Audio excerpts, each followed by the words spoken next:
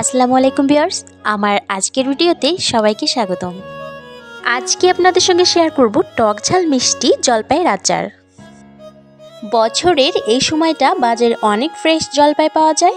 এই সময়টা জলপাই কিনে আপনারা আচার তৈরি করে অনেকদিন সংরক্ষণ করতে পারেন। আমিও 2 কেজি জলপাই নিয়ে এর আচার তৈরি করে নিচ্ছি। আচারগুলোকে খুব সুন্দর করে ধুয়ে পরিমাণ মতো পানি দিয়ে এটাকে সিদ্ধ করে নিব। আপনারা চাইলে এটাকে প্রেসার কুকারেও সিদ্ধ করে নিতে পারেন। আমি নর্মালি চুলায় সিদ্ধ করেছি, আমার 15 থেকে 20 মিনিট সময় লেগেছে। আপনারা চুলায় সিদ্ধ করলে আপনাদের এরকমই সময় লাগবে অথবা কম বেশি সময় লাগতে পারে।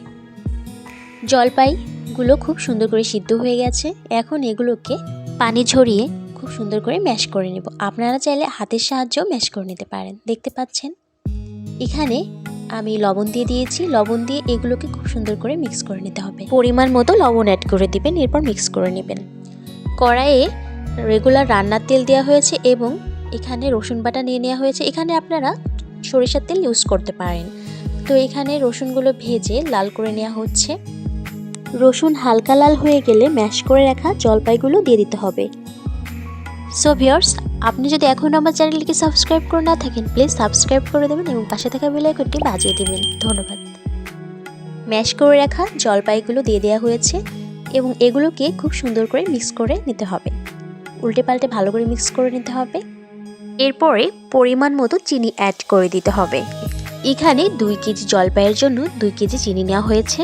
আপনারা যদি মিষ্টি বেশি পছন্দ করেন সেক্ষেত্রে চিনি বেশি নিতে পারেন, আর যদি কম পছন্দ করেন সেক্ষেত্রে চিনি কম নিতে পারেন।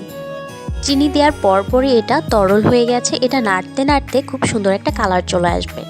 এখানে অনেকে জাফরান ব্যবহার করেন, ফুড কালার ব্যবহার করে থাকেন, বাট আমি কোনো ফুড কালার ব্যবহার করব না। এখানে 5 ফোড়ন নেওয়া হয়েছে। 5 ফোড়নগুলো ভেজে নেওয়া হয়েছে। এর সাথে 2টা এলাচও ভেজে নেওয়া হয়েছিল, সেগুলোকে আমি একসঙ্গে গুঁড়ি করে নিয়েছি। চুলা অফ থাকা অবস্থায় এখানে 5 ফোড়ন গুঁড়ি দিয়ে দিচ্ছি। গরম চুলায় থাকলে এগুলো মিক্স করে নিলেই হবে। এক্সট্রাভাবে জ্বালিয়ে নেওয়ার কোনো প্রয়োজন নেই, গরম থাকা অবস্থায় মিক্স করে নিলেই হবে। আজকের রেসিপিতে দেখতে পেয়েছেন আমি কোনো পানি অ্যাড করিনি।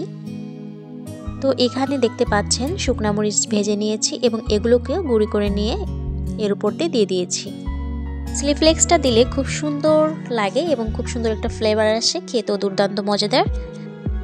তো এভাবে মিক্স করে এটাকে নামিয়ে নিয়েছি। দেখুন কতটা সুন্দর এসেছে। আর যদি আপনারা জাফরান দিতে চান তাহলে এর কালারটা আরও সুন্দর আসবে। ঘরোয়াভাবে তৈরি করলে, বাসায় খাওয়ার জন্য তৈরি করলে এগুলা ফুড কালার অ্যাভয়েড করাই বেটার। নর্মালি কালারটা চমৎকার এসেছে। সো ভিউয়ার্স, আমার আজকের রেসিপিটি যদি আপনাদের ভালো লাগে তবে অবশ্যই একটি লাইক করবেন। আপনার মূল্যবান মতামতটি কমেন্ট বক্সে জানাবেন।